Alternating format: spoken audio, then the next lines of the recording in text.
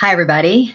We are on live number 13 today, and I do not have my shit together. I have a fellow coach, and we were on a call today. We exchanged coaching hours, and he had kind of challenged me in a way to put this prompt into Chat GPT. I don't know how many of you all are super familiar with all the inner workings of Chat GPT, but the more that you use it, the more it gets to know you, especially if you say, no, that doesn't sound like me, or yes, that does sound like me. So I do a lot of my editing in Chat, some creating in Chat.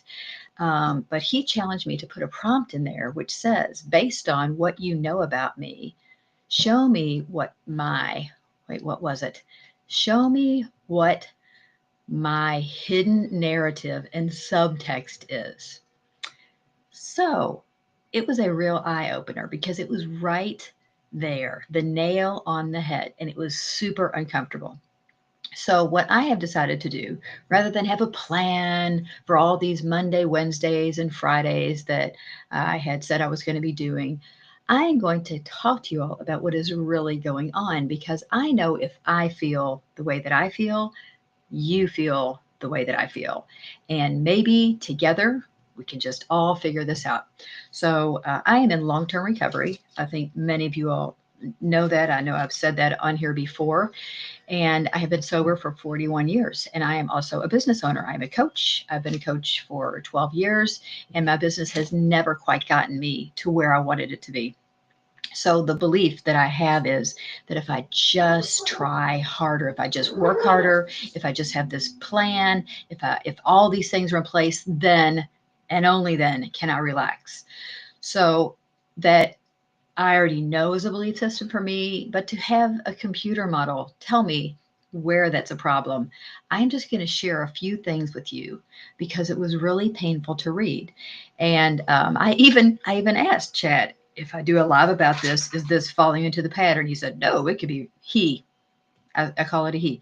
So whatever is in here, but there's a few things I just want to point out because I believe that some of you are also feeling the same way that I feel about if you're a business owner, your business life, but if you just have a job, maybe your professional life, or even your personal life, because it applies to everything. And if something over here in my personal life is messed up, it affects my business life. And if something over here in my business life is messed up, it affects my personal life. So these behaviors that I have, these limiting beliefs that I have, uh, encompass all of the things that keep me stuck and not happy and not having the freedom that I'm looking for. And because I'm in recovery, I would think that I would have that under control. I would think I'd have a grip on these things. I would think I have these tools and would apply them on a regular basis. But it's much easier for me to tell you how to do it than it is for me to apply it because the belief system that I have is based on fear. And I think that's normal and I think it's human.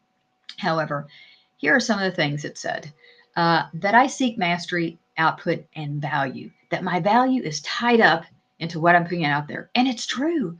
I don't even like to admit that. I believe that if you think I'm doing all this stuff because I just love humankind and I want to humankind, well, I do. But underneath of it, what Chat said is that I also feel like if I am not putting stuff out there, if I'm not producing, I'm not of value. And it's like, ugh. And the way I was raised was when you do stuff, you get a reward. My dad, when I was really young, had a job and he got transferred out of town, and we only saw him on weekends. I'm not even on Chat anymore. On where am I? I don't even know where I am. So for me to be able to put stuff out there is really scary. My dad left town, and so I do have some of these feelings of abandonment. So a lot of what I do is about if I want you to love me, I have to do X, Y, and Z, and it has to be perfect. So this is for all my perfectionists out there too. We're going to just kind of take this journey together. So every time I'm on one of these lives, I would like to start talking about what is really deep and what is true and what is personal and how it affects the results that I'm getting in my business life and in my private life, in my personal life. I haven't really dated anybody in 4 years. 4 years. I like people for the most part, but it's like, why? Because I'm scared that if you know what the real me is, that you're not going to like me. So let me be funny and let me be articulate and let me be smart and let me be all these things. But if you really knew, then you wouldn't like me. So why date? Because I know it's going to end anyway. Crazy thinking, right? But I'm not alone. A lot of people think that way. So let's kind of go through this together, help each other out. Um, I'd like to say I'm going to be putting something together to fix this, but Chad also gave me some assignments, and one of them is to not try and think of the next thing that's going to be a big deal. So anyway, with that, this is a super uncomfortable live. It wasn't funny. Um, I feel like I didn't even have a topic except to say that my shit isn't together. So if your shit isn't together, just continue to watch me, and maybe together our shit will get together. All right.